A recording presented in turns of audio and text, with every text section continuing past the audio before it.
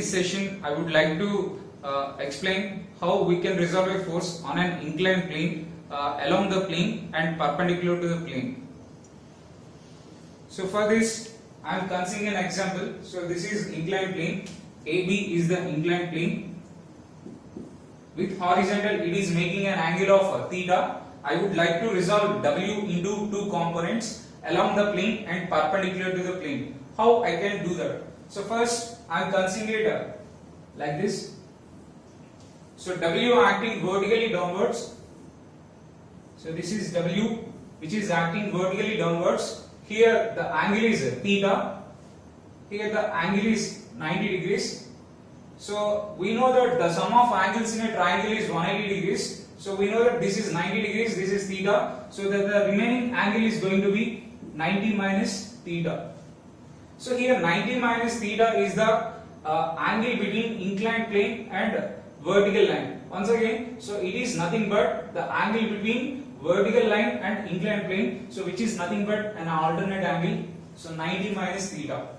So 90 minus theta is the angle between weight W and the inclined plane. So suppose if I consider a line which is perpendicular to the inclined plane, so here the angle is 90 degrees. So if this is 90 minus theta, so then this is going to be theta. So that means, so perpendicular to the plane W is making an angle of theta. So I can resolve this force W into two components along the plane and perpendicular to the plane based upon this angle theta. So in the earlier sessions, in the earlier videos, I have demonstrated how to do resolution process. So here, when we consider the component which is perpendicular to the plane here, it is associated with the angle theta. So nearer to the side, so it will be multiples of cos. So therefore, it is going to be W cos theta.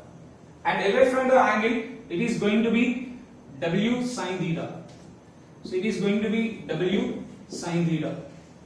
So if a force is acting towards a point, then its components will also act towards that point. So based upon the reference angle, so I have resolved W into two components, W cos theta and W sin theta. Okay, thank you all.